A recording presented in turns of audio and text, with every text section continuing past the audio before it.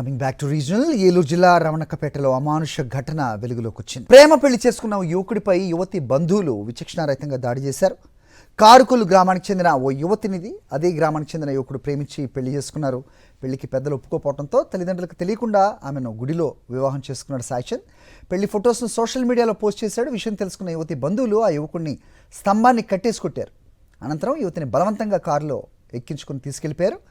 ముసునూరు మండలం రమణక్కపేటలో జరిగింది ఘటన.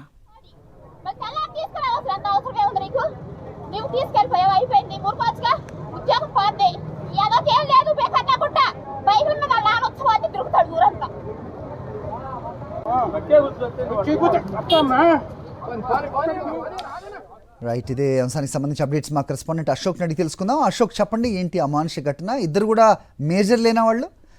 ఏం చెప్తున్నారు? పోలీసుల దృష్టికి వెళ్ళిందా ఈ ఘటన?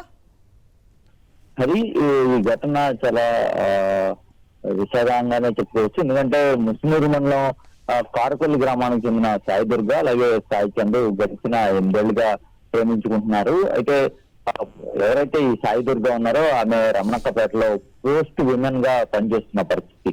అయితే వీరిద్దరూ పెళ్లికి అటు సాయి దుర్గ తల్లిదండ్రులు అంగీకరించలేదు. ఈ క్రమంలో వారికి చెప్పకుండానే ఇద్దరు కూడా ఆలయంలో పెళ్లి చేసుకున్న పరిస్థితి. పెళ్లి చేసుకున్న తర్వాత ఆ ఫోటోలను సాయి చంద్ తన సోషల్ మీడియాలో పోస్ట్ చేసిన పరిస్థితి. దీంతో ఒకసారిగా సాయి చంద్ పై యువతి తల్లిదండ్రులు ఎవరైతే ఉన్నారో వారి పేరు ఆగ్రహం వ్యక్తం చేశారు.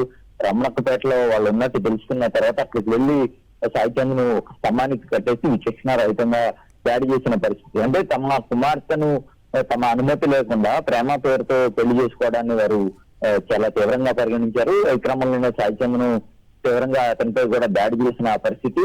ఆ తర్వాత సాయి దుర్గను బలవంతంగా వారితో పాటు కారులో తీసుకెళ్తారు. ఈ ఘటనపై సాయి చంద్ పోలీసులు కూడా ఆశ్రయించారు. పోలీసులు అటు యువతి తల్లిదండ్రులు ఎవరైతే ఉన్నారో వారి మీద కేసు నమోదు చేసినట్టుగా కూడా చెప్తున్నారు. కానీ ఏదైనప్పటికీ కూడా తమ కుమార్తెను బలవంతంగా అంటే ఈ తరహాలో ప్రేమ పేరుతో పెళ్లి చేసుకోవడం పట్ల యువతి తల్లిదండ్రులు అతను తీవ్ర ఆగ్రహం వ్యక్తం చేస్తున్న పరిస్థితి. ఆ క్రమంలోనే సాయి చంద్ ను ఈ తరహాలో స్తంభానికి కట్టేసి కొట్టిన పరిస్థితి మనం చాలా స్పష్టంగా చూస్తాం. ఓకే అశోక్. ఆడమల్లి తెల్లారి ఎక్కించుకుని ఇక్కడ తీసుకొచ్చాడు. ఉద్యోగం చేయించాలి తోటి మరి తెల్లారి తీసుకురావాల్సిన అంత అవసరమే ఉంది నీకు?